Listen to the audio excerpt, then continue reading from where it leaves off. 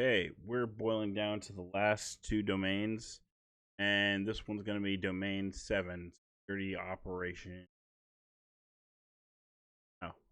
Security operations. Anyway, this one in particular, as far as all the domains go, I practice test. I scored the highest on, and I imagine it's because this is what my primary role has been in security so far. A lot of blue team stuff, instant response, vulnerability management, things like that.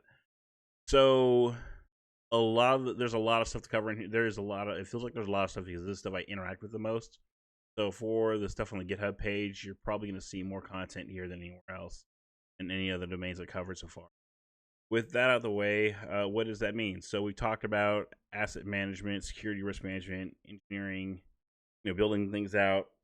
Talked about how to assess those things, how it works network wise with over the communications, like which ports and everything uses, which protocols it's using.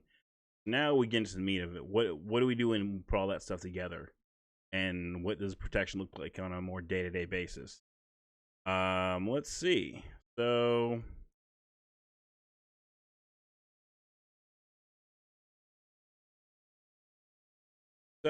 let's see. You're gonna hear about a lot of concepts around least privilege, and separation of duties. What do those things mean? That means basically giving a limited number of people the bare minimum access to do their jobs. And some of the real world experience I've had with this in one place or another, I talked about in the identity access domain about how I'd half joke about companies that issue domain admin with their badges, and that'd be the escalation of privilege. There's also an instance where I've seen in more than one place where you're moving around from department to another, or there's a reorg, especially in your smaller environments where change daily mantra. It kind of, I definitely have seen that. So person A has access to something, and then they move over to another group or have a different responsibility. They might decide they want to get into more operations side of things, or you're trying to move things over to more DevOps centric, opposed to your legacy setup where your devs work over here, your operations people work there. So what ends up happening is, as that evolution happens, people start getting they don't get their access deprovisioned necessarily, and it's not a good practice, by the way. A lot what ends up happening is they have more and more, that one person has more and more access, and that means whether their own volition or their accounts were compromised, then that's a lot more trouble you have to deal with.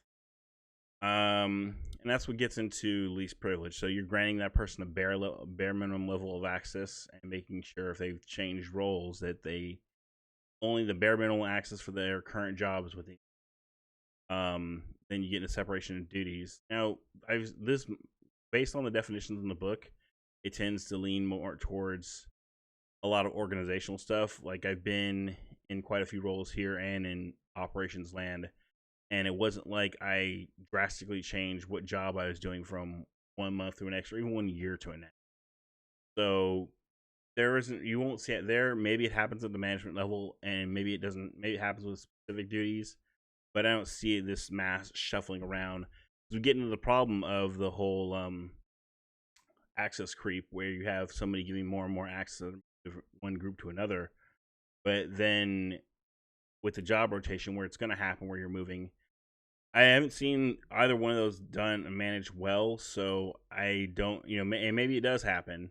I don't see enough of it. And speaking more real world terms, one thing that's done from a legal perspective, especially for those of us that spend more time as contractors, you might get on some special projects for those that aren't, is signing a non-disclosure agreement, or NDA. I've definitely experienced that feeling, signing those based on partnerships with different vendors. They don't want to necessarily let all the secret sauce out, and that's where it leads to.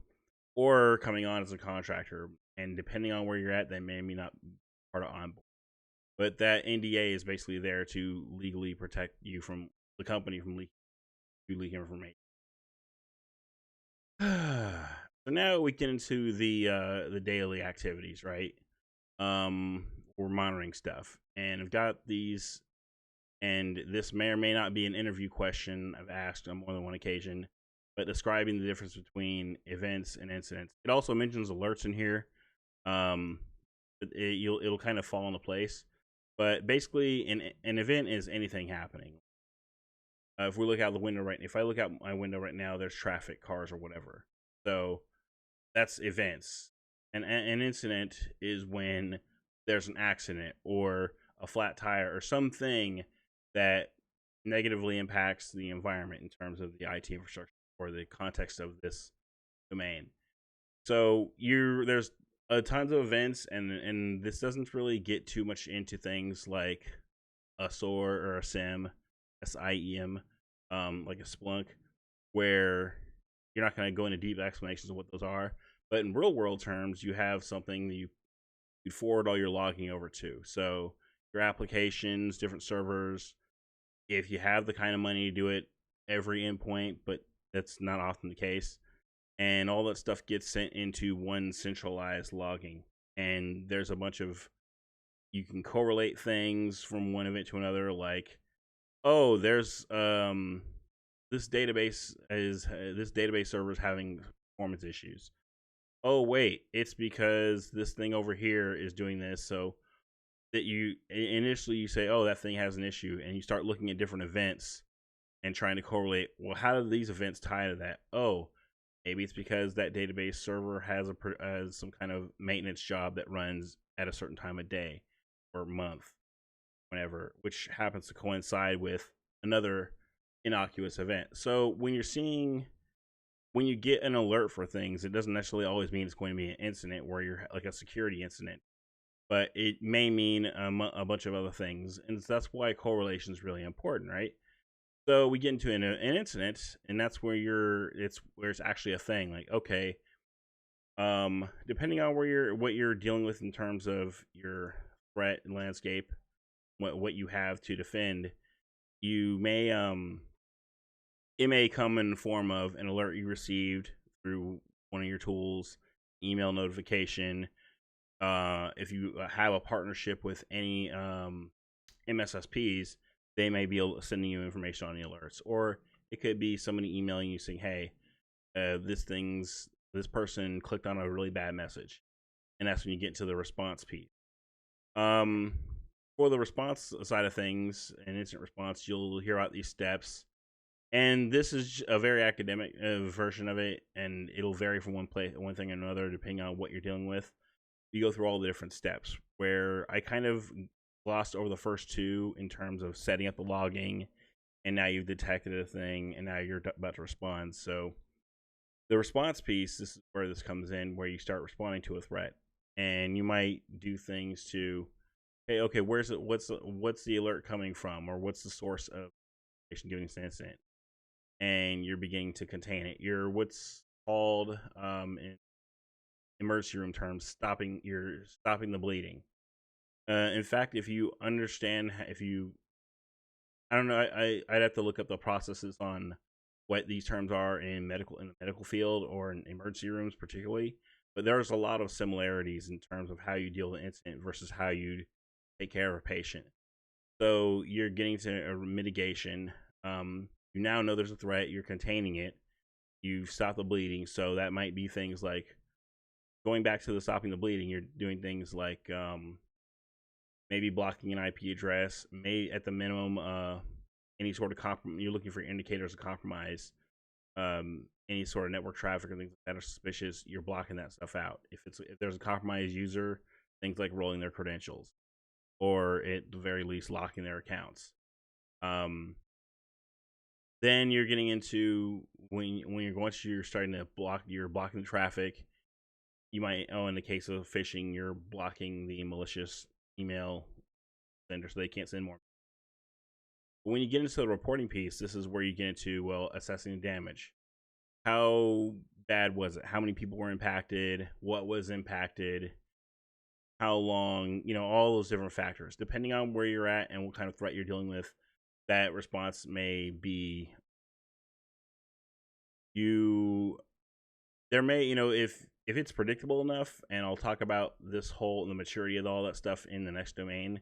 You start getting discussions on, okay, well, who do we notify? This is a reporting piece again. Who do we notify? What the information do we give them, et cetera, et cetera. And then you're starting to recover and bring your systems back to the state before, depending on what you did. Like for an IP address, one thing I learned the hard way from an incident I dealt with on point A, being a past point, I block a malicious IP, or actually this whole subnet. And then there wasn't really, and this may vary depending on where you're at, there wasn't really time on, a set determined time I went to unblock it, but a few months later, more like 2 months, yeah, and that wasn't a large amount of time. 2 months later, I'm dealing with a call with somebody that had an issue communicating with us. It was a business partner, particularly from another similar business. And they're like, yeah, we can't get to your site, blah, blah, blah. I'm like, oh, your IP address just happened to be in that subnet we blocked on the firewall from an incident. So you need to turn that off, or at least allow that IP through, blah, blah, blah, move on to the next thing.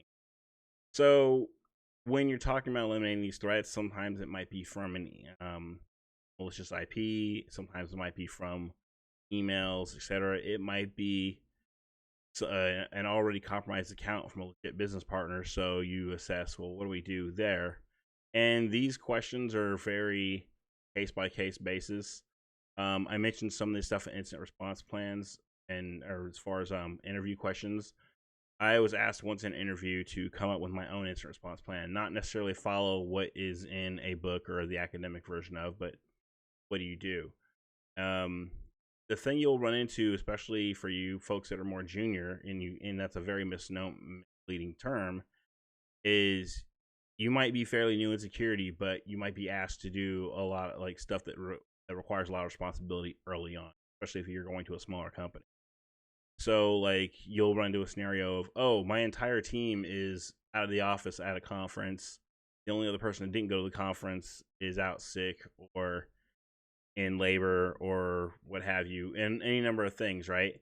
So even coming in, fairly new, especially in security, you're going to be asked to step up and make some decisions that reflect further back on the company, depending on how big or small you are. If you're a really small company, expect that out the gate. You're gonna have to make some big decisions. You're the security person.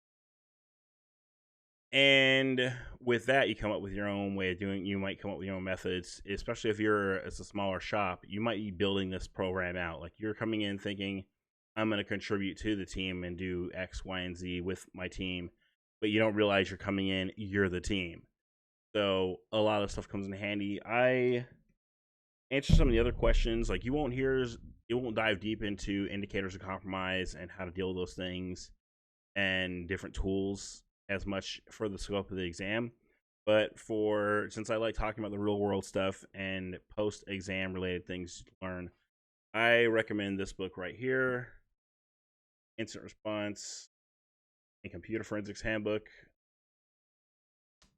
I haven't seen any other ones that compare as well, but this is a really good go-to. Lots of good material in here and gets into more technical things on what to do responding to an incident. In fact, there's a lot of tools in here that are freeware for the most part, that are available you can find. Another book I'd recommend is the Operations Handbook. This is a piece of a few other books. So you remember way back when there was the Red Team Field Manual. That I would have gotten into more security assessment side of things, but it's not like a book you'd read cover to cover. It's just a reference manual. It has a bunch of syntaxes for tools and things like that. There was also a complimentary Blue Team book that was made. You're probably thinking it's this one, the incident response one, but it's not. At least this is the original one. They made another Blue Team book over here. But after a while, I noticed there's a few other of those smaller books you'll see, the reference material ones. And what the Operator Handbook did was just take all the stuff from the Blue, the Red Team, OSINT, etc., and put it in this one book. So, it's not like you're gonna find. It's not a read cover to cover kind of book like your other books you'll find.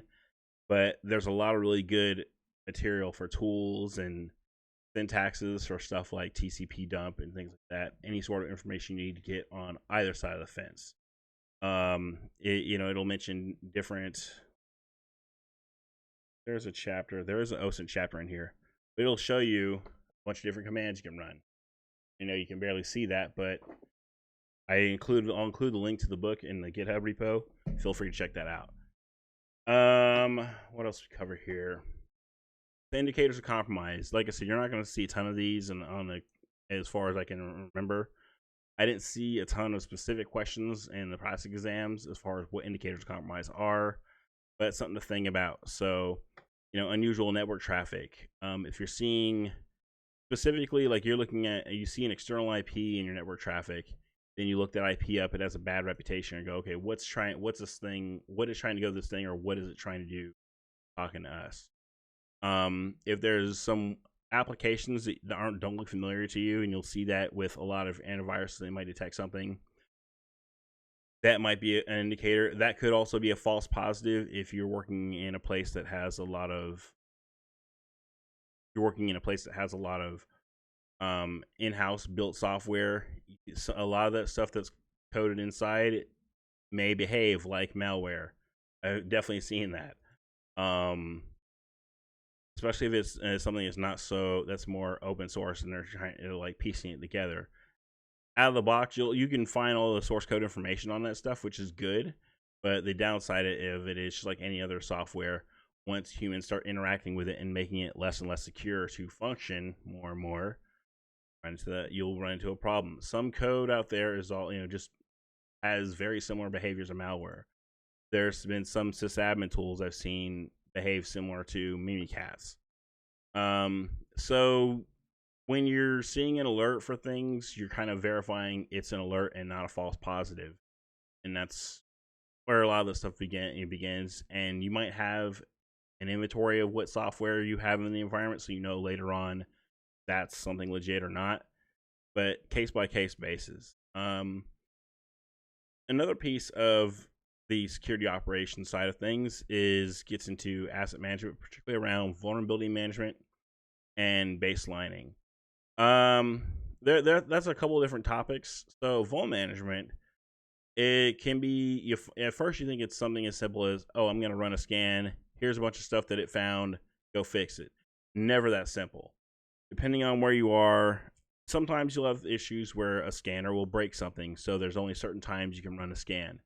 Sometimes you might have issues where if the company applies the recommended changes, it might cause a break in something that's very critical to your business.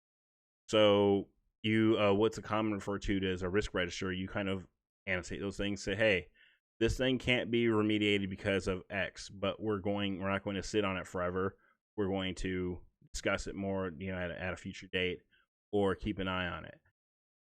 There's a lot of nuance and discussion that can happen with that, depending on whether you're using Nexpose, Qualys, Tenable, whichever product. At the end of the day, it's going to come down to what you get out of that product, and really just knowing how to have those conversations, or knowing how to validate this stuff also comes in handy. You get into raid levels, and I'll have to admit, as a guy that I started off in desktops, but I didn't necessarily build stuff. I probably lean more towards application troubleshooting than any sort of hardware throughout my career.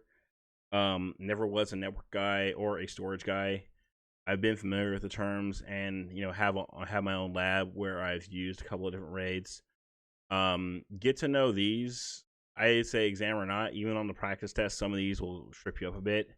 Just if you can, keep it real simple with the definitions. If you go any deeper, it's going to just confuse you. There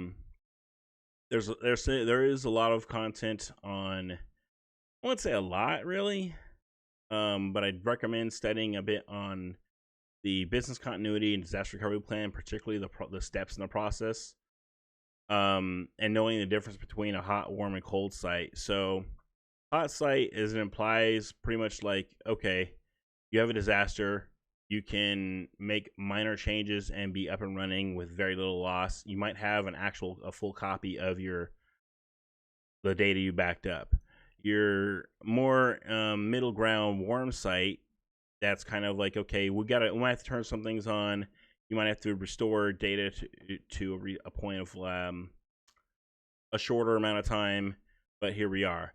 Your cold sites, that's more like, okay, this is gonna be a long disaster. We have to stand our an asteroid hit our HQ, so we have to turn everything on and get whatever our last backup was, which might be a little further back.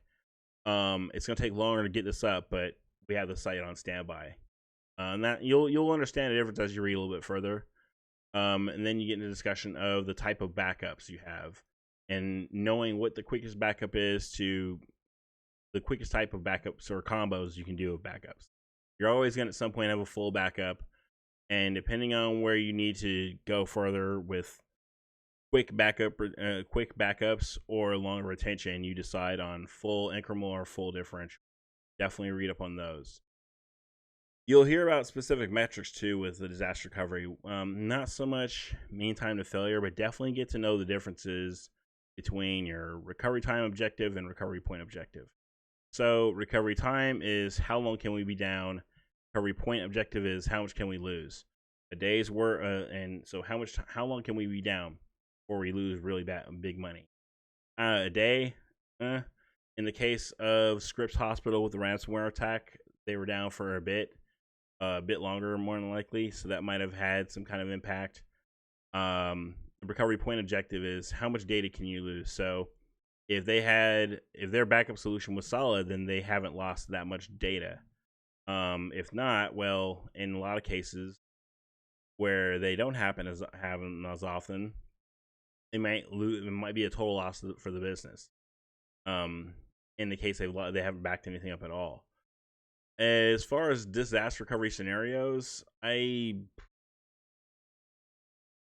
haven't done that many of them, to be honest. It's kind of a thing that gets under my skin, especially because most of my career has been post 9/11. I only had a couple years prior to before 9/11. So you would think things like disaster recovery would be a very common thing, but I can't honestly say with confidence. With that, that's all I'm going to cover for this domain. I did have some links. I do have the links as usual in here. All the stuff in here, if I talked about it or it's above and didn't talk about it fully, the links for them all are down below. I did stumble on Blue Team Labs. So if you're familiar with Hack the Box, I haven't gone on this yet. I'll probably give it some time later on. It looks like it's a similar platform to like a Blue Team version of Hack the Box. So I'll mess around with this. I might even do a video or two to see what this looks like, to spend a month on it, and we'll see how it goes. So with that, I'm gonna finish up with domain 8 after this, and happy test taking. Cheers.